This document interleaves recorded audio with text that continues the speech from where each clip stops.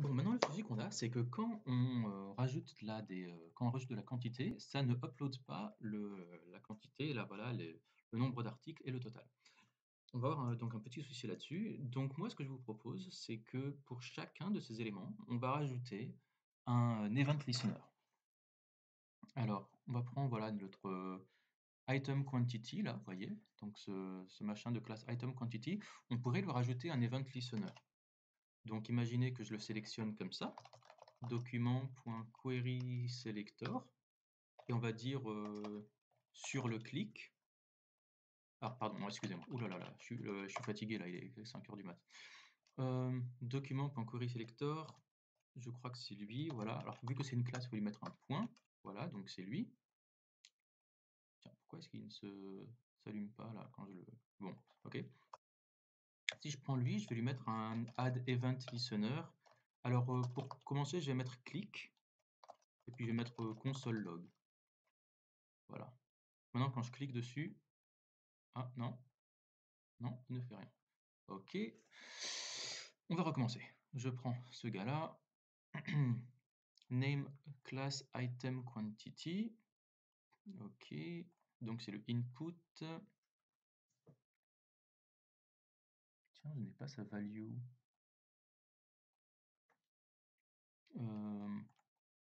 Attendez, hop. Là, je le vois. J'ai name, min, max. Est-ce que j'ai sa value? Alors attention, on va re-regarder. Ok, il est là. Donc je vais le reprendre lui. Document.querySelector item quantity. Ok. Je vais l'augmenter. Je regarde sa value. Ok, donc sa value n'a pas été uploadée. Ça, c'est intéressant. En fait, à mon avis, normalement, on devrait avoir un value à l'intérieur de ce input. Alors, pourquoi est-ce qu'il n'y est pas? Où est-ce qu'il est, le quantité? Le quantité, il est là. Voilà, j'ai une value ici, donc ça veut dire qu'il y a une value qui n'est pas passée. Alors, il y avait un min, il y avait un max, il y avait un value, item.quantity. Ok. Quantity append child input, setting the append child quantity. Donc lui, il devrait être bon. Pourquoi est-ce que ce value, il marche pas? On va faire un petit console log de ce input là. Input item quantity.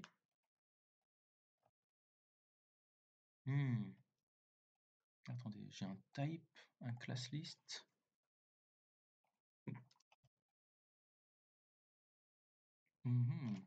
Alors attention, ce input là, donc attends, c'est ce item. On va faire console log du item aussi. Hein.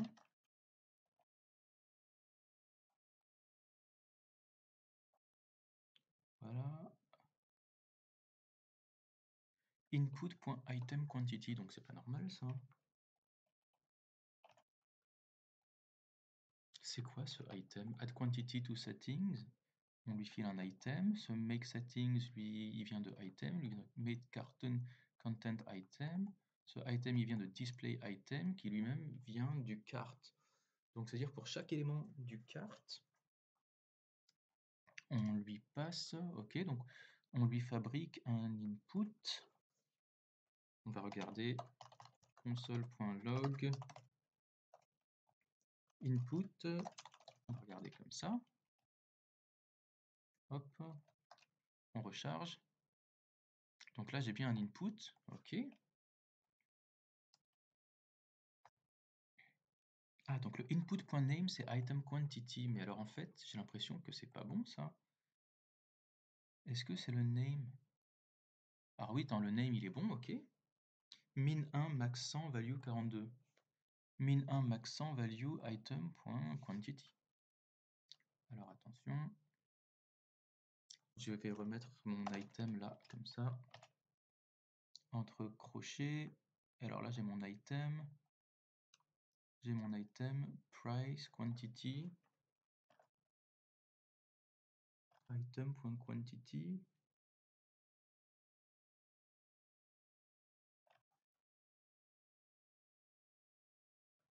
On va regarder tout de suite sur MDN input value. Comment est-ce qu'on peut la retoucher, lui? JS input value. Et on va regarder ça. Get element by ID text, ok. Mais alors là, est-ce qu'on est sur un input? Oui. Ok. Pareil. Get element by ID text.id point value. Non, donc pour nous, là, ça devrait bien marcher. C'est très bizarre. Je vais reprendre lui, ce gars-là, là.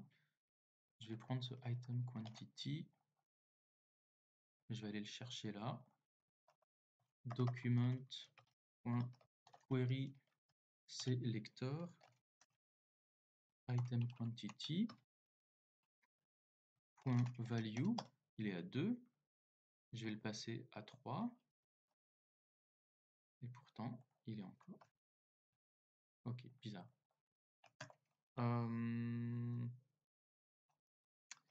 Input value won't update in JS. On va voir pourquoi on a ce problème-là. Your input needs to only use the value and unchanged probes, not use default value. Ok.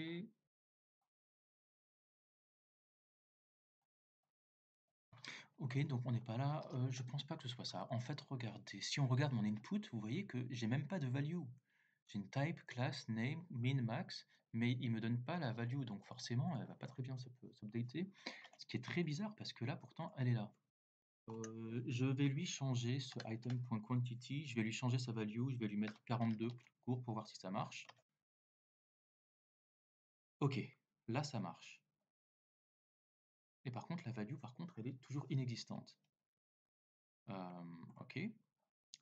Je vais reprendre ce machin-là. Là, la value, elle est là, ok. Et si je la change et que je la mets à 92, c'est bizarre, elle ne s'update pas. J'ai l'impression qu'on a un problème de vraiment de value là, hein. Moi, mon input n'a pas de value. Value equals 50.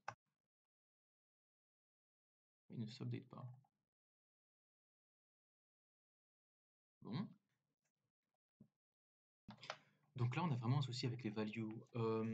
Alors, je vais chercher donc input has no value et ça s'appelle un attribute. Donc j'ai mis hop, attribute, on regarde ça. Et en fait, je crois que j'ai trouvé un. En fait, je crois que j'ai une idée. En fait, je pense que. Voilà. Si on regarde. Attends, où est-ce qu'il. Voilà. Value is an attribute. I think you must refer it as a property instead. Refer this. Ok, et on regarde là. Et en fait, bon, là, c'est du jQuery, mais on s'en fout, c'est pas grave. En fait, apparemment, je crois que c'est du get attribute. Donc, en fait, c'est pas le value qu'il faut aller chercher, c'est.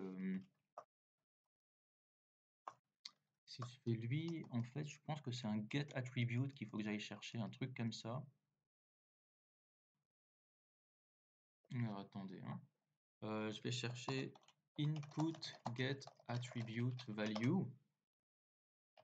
Ah ouais, voilà. Il me semble que element.getAttribute. Ah ouais, c'est peut-être mieux comme ça, hein.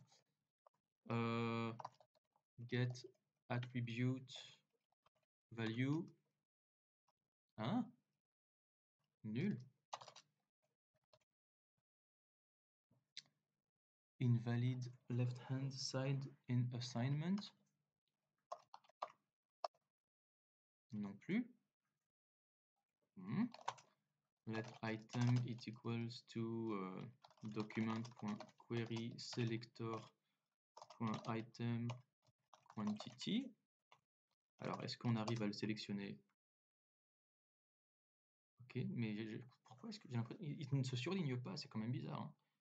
J'ai l'impression que c'est pas lui vraiment. Input item quantity. Et là, je le survole, il me fait rien, hein.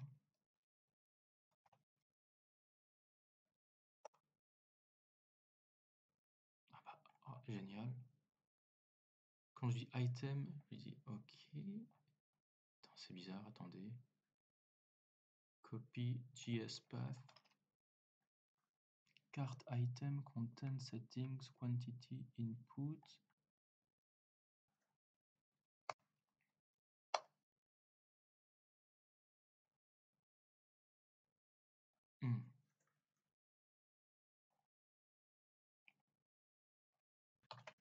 Ok, donc là on est bon. En fait, alors attention, il y a get attribute, c'est pour récupérer un attribute. Et en général, quand vous avez get, vous avez aussi set. Alors à mon avis, voilà, quand nous on va le prendre là, et on va lui dire set attribute. Alors, attendez, hein, donc c'est lui là, le item. Je vais lui mettre set attribute de value, et puis je vais le mettre à 52. Ok. Ah, il a bien enregistré. Par contre, il s'est juste pas updaté. Bon, en fait, voilà, écoutez, j'ai cherché, moi, HTML input is not updating value attribute on change. Et voilà ce qu'ils me disent. Ils me disent, en fait, la value attribute contains the default value for an input, not the live value. The DOM value property contains a live value. Donc, en gros, ça veut dire, bah ouais, ça, en fait, on pourra pas vraiment le faire à la main. Mais bon, ensuite, c'est pas trop un gros problème, puisque quand on clique dessus, de toute façon, il change, hein. Donc, ce qu'il faudrait, on a juste besoin de récupérer la valeur, et on n'a pas vraiment besoin de l'updater. Bon, donc, ah oui, alors par contre, là, le input value, ouais, bah peut-être qu'à la place de, si on lui met un default value, est-ce que ça marcherait peut-être? Ouais, donc ça marche comme ça. Bon, ok. Et alors, à la place de, donc, ça, on va mettre item.quantity. Ok, donc bon, là, on est bien. Mais bon, en fait, du coup, je pense que ça marchait aussi avec value, hein. Attends, ok, bon, bah écoutez, je me suis embêté pour rien. Ok, alors, ce qu'on voudrait faire, c'est, on va prendre donc, on va mettre un event listener là-dessus, là, comme on disait, sur ce petit truc-là. Voilà, lui. Et puis on va lui dire item. Alors, ouais, let item quantity est égal à document.query selector, lui, là. Ensuite, si je prends item quantity.add event listener, donc peut-être que c'est pas sur le click qu'on va faire quoi que ce soit, peut-être que c'est sur le change. Console.log. Et là, est-ce que quand il change? Non. Ok. Add event listener en input. Ah ouais, voilà. Donc en fait,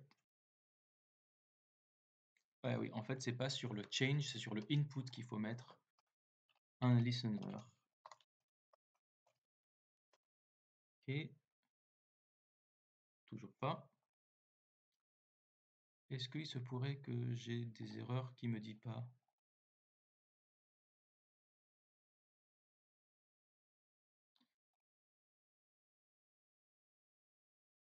Non.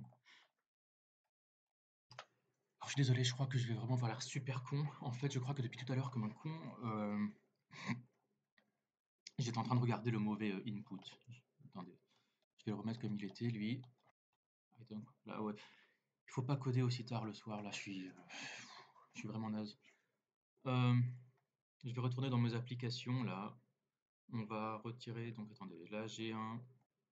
Voilà, j'en ai un, lui il est 2, 4 et 2. Ok, donc là on est bien.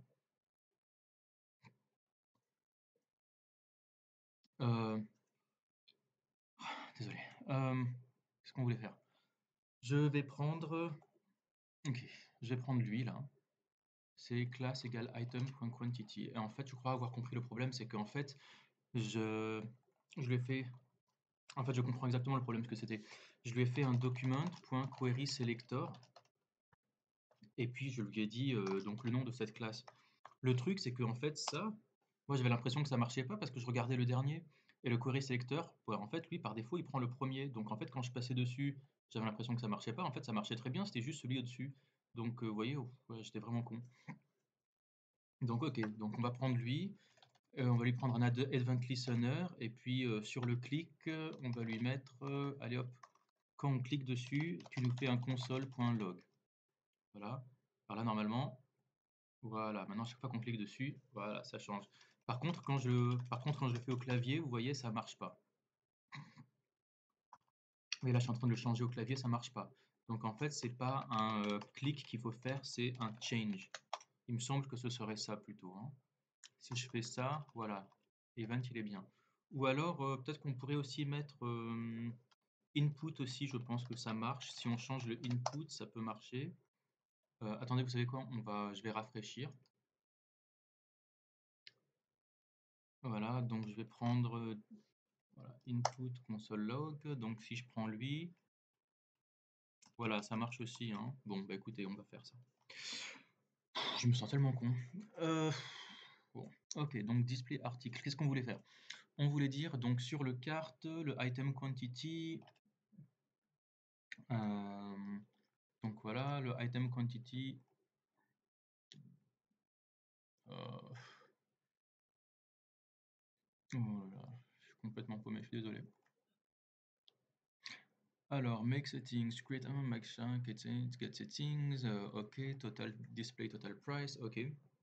Donc, ce qu'on voudrait faire, c'est que à chaque fois que on crée à chaque fois qu'on crée là ce item quantity, voilà, donc je vais le chercher. Hop, où est-ce qu'il est?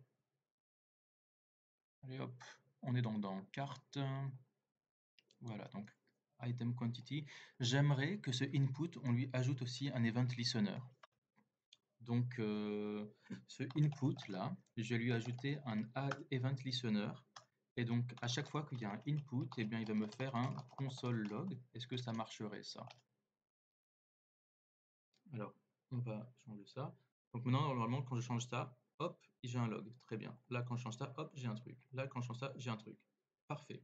Par contre, pourquoi est-ce que j'en ai autant des... Hop. Non, c'est bon, attendez, hop. Je change. Voilà, très bien. Lui, je le change. Hop, très bien. Parfait.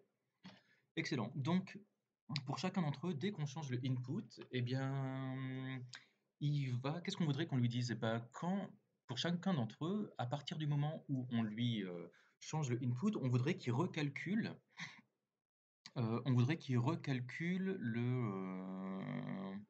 c'est quoi les deux fonctions à recalculer? Ce serait le display total price et display total quantity. Donc ça voudrait dire déjà que il faudrait qu'on récupère la nouvelle valeur et que on le mette ouais, il faudrait qu'on récupère la nouvelle valeur et que on change voilà, on change la valeur qui est display code total quantity. Alors le total quantity, où est-ce qu'il le prend? Il va le récupérer de total quantity. Ah oui, mais alors du coup là, c'est ça le problème qu'on a, c'est que là, s'il lui dit query selector total quantity, en fait, là, je pense que ça marchera pas, puisque en fait, sur mon carte, je cherche total.quantity. Ah oui, d'accord. Donc là, j'ai... Ah non, le total quantity, il y en a un seul. Oui, d'accord, ça, c'est pas un problème. Donc le total quantity et le total price aussi qu'il faudrait changer. Euh, Donc oui, il faudrait qu'il aille changer le total quantity et le total price. Alors, par contre, où est-ce qu'il va les récupérer? Ça, il va le chercher dans le cart. Donc ça veut dire qu'à chaque fois que on va modifier quelque chose, il faut qu'on aille le changer dans le cart. Ok. Bon, et bien alors dans ces cas-là, euh, on va aller chercher. Ok. Où est-ce qu'il est le item quantity? On va faire un add event listener. Et puis là, on va appeler une fonction qui s'appelle update price and quantity. Voilà. Et donc on va lui dire, bon bah voilà, function update price and quantity. Voilà, quand tu vois un changement sur le input, eh bien va récupérer la nouvelle valeur et va réappeler ces deux fonctions-là. Donc il faut qu'on aille chercher déjà la nouvelle valeur là, dans le... Pardon. Pardon. il faut qu'on aille chercher la nouvelle valeur. Alors, c'est quoi la nouvelle valeur? La nouvelle valeur, bah, const new price peut-être. New price, ça va être quoi? Donc, ça va être... Ah non, pardon, attends. Oh là là. Oh, attendez, je suis désolé, je suis complètement... ok. Item quantity... ce qu'on voudrait faire, on voudrait récupérer...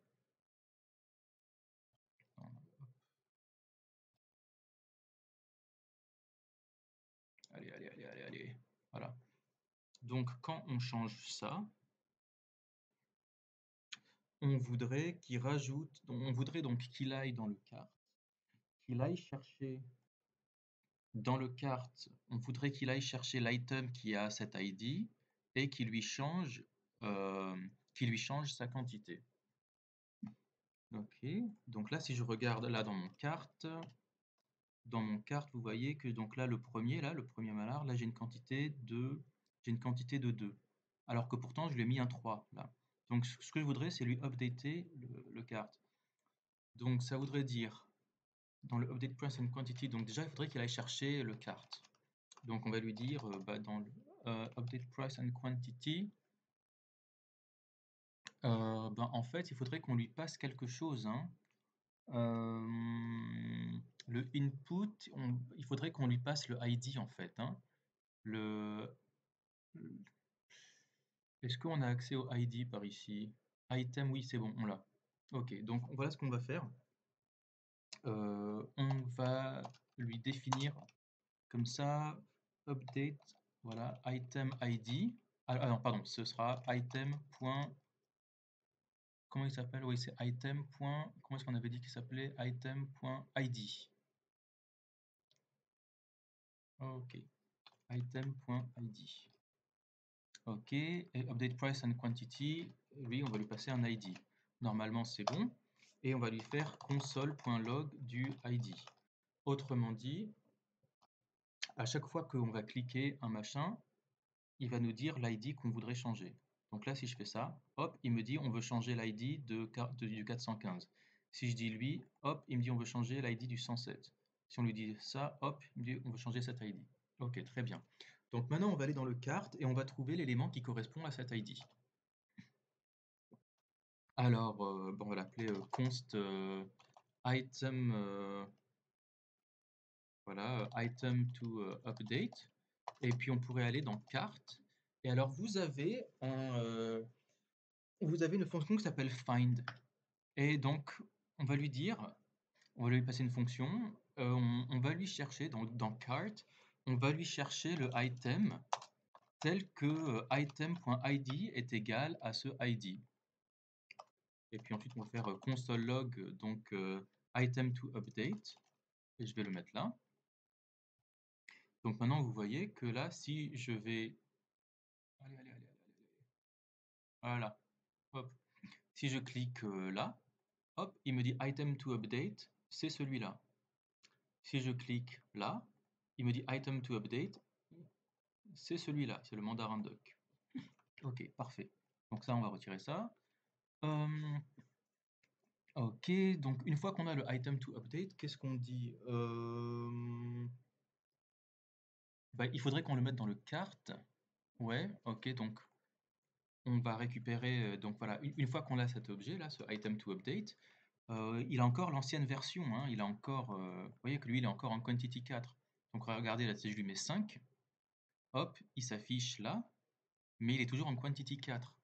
Donc il faudrait que dans ce cart, eh bien, on va chercher, il faudrait qu'on lui dise ce item to update.quantity. Donc c'est le quantity. Alors, pardon. Déjà, il faut qu'on aille chercher la nouvelle quantité. C'est quoi la nouvelle quantité?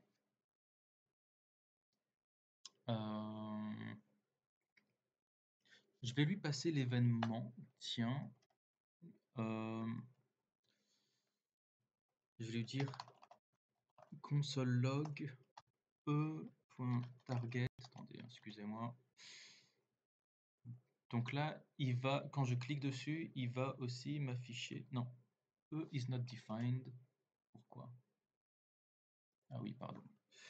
E. Ok. Attends. Update price and quantity. E. Donc on va le faire. Hop. Lui, voilà. Input.target.value. Ok. Vous pouvez très bien, voilà, quand on a un, vous voyez que c'est le input.addEventListener, donc là c'est item.quantity, et on pourrait lui dire, au lieu de lui passer, pardon, le E, en fait vous pouvez passer un événement, mais on va dire qu'on s'en fout en fait, c'était juste un test. On va retirer ce E là. Vous voyez, on a input.value qui a item.quantity. Moi je pense qu'on pourrait lui passer ça. On va lui passer la nouvelle value. Alors j'espère que ça marchera. Input.value, et puis on va l'appeler new value, là, comme ça. Et on va lui dire, est-ce que ça marcherait? Alors déjà, on va voir console.log new value. Est-ce que ça marcherait si on ferait ça, si on faisait ça? Donc là, j'ai le 2. Voilà, new value 3, il a récupéré. Hop, voilà, new value 4. 5, new value 5. Comment on l'a récupéré? Bah, tout simplement parce que, voilà, enfin, on l'a récupéré d'avant, là. Hop, le input.value, il est là. Donc, ça, c'est l'ancienne version. Et puis, dès qu'on clique, ça l'augmente. Et hop, on lui demande de l'envoyer là-dedans. Ok, bon, bah alors maintenant, il y a juste à lui dire item to update de quantity est égal à new value. Et maintenant, si je refais un console log du cart, normalement, le cart aurait été updaté. Donc, je vais prendre le premier. Le mallard duck, il est à 2. Donc, si je regarde le cart, là, tout en haut, le mallard duck, là, j'ai une quantité de 2. Maintenant, si je l'augmente à 3, je vais dans le mallard duck, je vais dans le 0 et j'ai une quantité de 3. Sauf que là, malheureusement, il m'a mis un texte et que moi, je voudrais du number. Donc, on va lui mettre number de new value.